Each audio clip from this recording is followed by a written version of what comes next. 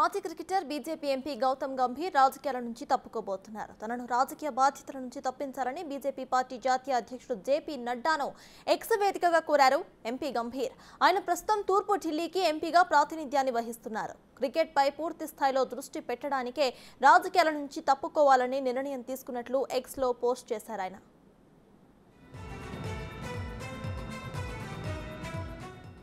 అటు క్రికెట్లో తన ఆట తీరుతో పాటు దూకుడు స్వభావంతో ఫేమస్ అయ్యారు గంభీర్. 2019లో బీజేపీలో చేరి ఎంపీగా గెలుపొందారు. పార్టీలోనూ చురుకుగా ఉన్నారు. తూర్పు ఢిల్లీ ప్రజలకు సేవ చేయడానికి తనకు అవకాశం ఇచ్చినందుకు ప్రధానికి కేంద్ర హోంమంత్రి అమిత్ షాకు కృతజ్ఞతలు తెలిపారు.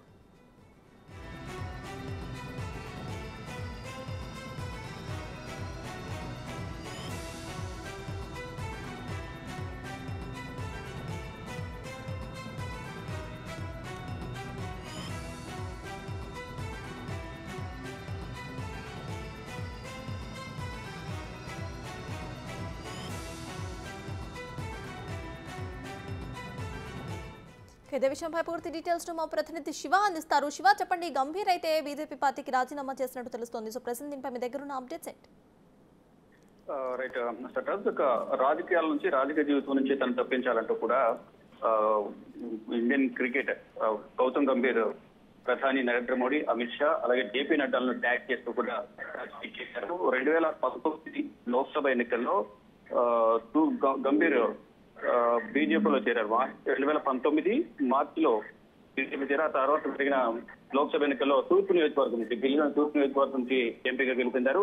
ఇక గత 5 సంవత్సరాలుగా తనకి ఇచ్చిన అవకాశాన్ని ప్రజలకు సేవ చేసేందుకు తనకు అవకాశం కల్పించారు. కాబట్టి దీనికి కృతజ్ఞతగా ప్రధాని నరేంద్ర మోడీ, అమిత్ షా, జేపీ నడ్డాలకు ధన్యవాదాలు తెలుపుతున్నానని చెప్తూనే రాజకీయాల నుంచి నేను వైదొలగాలనుకుంటున్నాను, దీనికి సహకరించాలంటూ కూడా ప్రధాని నరేంద్ర మోడీకి, అమిత్ షాకు ట్విట్టర్ వేదిక ట్వీట్ చేస్తూ తను జేపీ నడ్డాను కూడా కోరారు.